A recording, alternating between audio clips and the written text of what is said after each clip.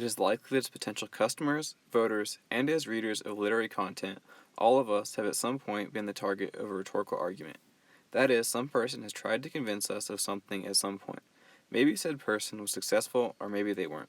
Today, I will be outlining the elements of an effective argument by referencing Brandon Gilligley's article from the Hagerty website titled Face It, The TJ is Peak Jeep Wrangler, and analyzing the strategies Gilligley uses to prove his point to his readers. Gilligley's appeal begins even before he starts writing. This is because he is a well-known car enthusiast and author. His well-developed background makes him a trustworthy source, and so leads his audience to believe the contents of the article at hand.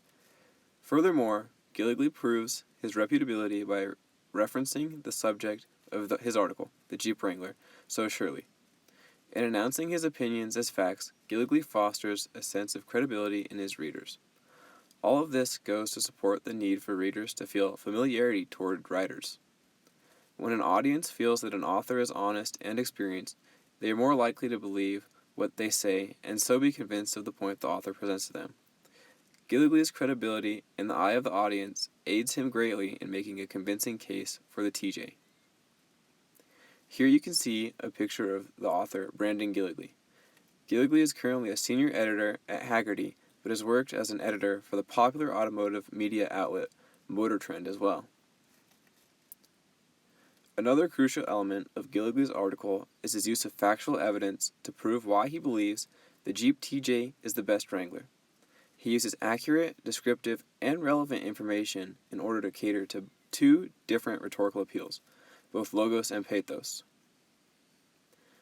An example of Gilligley's use of evidence to compare different Wrangler models to logically claim that the TJ is superior is when he mentions the newly designed four-link suspension, drivetrain that excels off-road, wheelbase, and the new Rubicon package that was available for the TJ. According to Gilligley, these attributes that were not combined on other Wranglers makes the Jeep TJ, quote, the most capable factory Wrangler.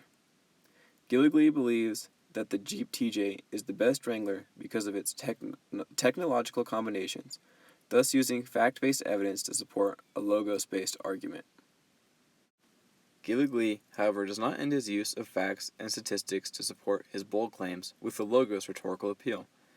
Gilligley enters the pathos aspect of rhetorical arguments when he shares features of the TJ that are similar to the Wrangler line's predecessor, the CJ line. Many Jeep enthusiasts have an emotional connection to the various classic CJ models, making it exploitable when trying to pitch the TJ as the best Wrangler. Gilligley states that the TJ, quote, looked a lot like a CJ7 with the classic door shape that featured a rounded rear edge of the window frame, end quote, similar to the addition of the round headlights, and the fact that the body tub was extremely similar to that of the late CJs. Gilligley's ability to shine light upon these similarities allows him to convince those that find the classic CJ model Jeeps appealing. Additionally, Gilligley uses the same strategy when discussing the engine of the newer Wrangler models. Traditionally, the Jeep CJ and Wrangler lines have had inline six-cylinder engines. The newer models have adopted a V6 style engine. Gilligley knows that any traditionalist Jeep enthusiast would have much more sentimental value to an inline six-cylinder engine in their Wrangler, allowing him to make the statement, quote, we all know that the only Jeep that should have a V6 is a Commando, end quote. The Commando is another Jeep model. These emotional appeals strengthen Gilligley's argument about why the TJ is the best Wrangler by demonstrating to the audience that they should have the same sentiment regarding the TJ as they do every classic Jeep model, such as the CJ. Here you can see three Wrangler models. From left to right, they are the JK, the TJ, and the YJ. Gilligley argues that the TJ, which was produced between the YJ and JK, has the best features of both vehicles, thus making it the Goldilocks Jeep. This term itself evokes a pathos-based addition to Gilligley's argument. The commonly known story allows readers to feel included as well as understand what Gilligley is trying to claim. Additionally, the story's claim that the option in the middle is just right for what is needed backs up Gilligley's ideas because the Jeep TJ is between the YJ and JK. Perhaps the most important feature of Gilligley's appeal is that he caters to his audience. Gilligley has considered the fact that many members of his audience may learn better with the addition of images, and so he includes them in his argument along with text and numerical values. all of which serve to exemplify his argument about the TJ. Pictures of the CJ and TJ next to each other help the reader to understand the differences between the two vehicles' features.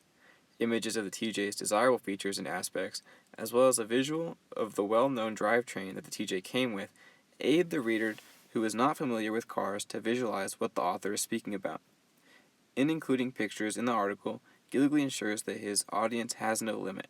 The article is accessible and comprehensible to all. Here is one of the images that Gilligley uses throughout his article. This image allows readers to see the drivetrain and the famous 4-liter 6-cylinder engine that Gilligley refers to numerous times. Brandon Gilligley has included the right mix of rhetorical strategies in his article. Though it would be possible to exchange some elements for others, the use of a reputable background, inclusion of images, and support of facts add up to a strong presence of ethos, pathos, and logos. All three rhetorical appeals are necessary in order to craft a successful argument, and Gilligley has succeeded.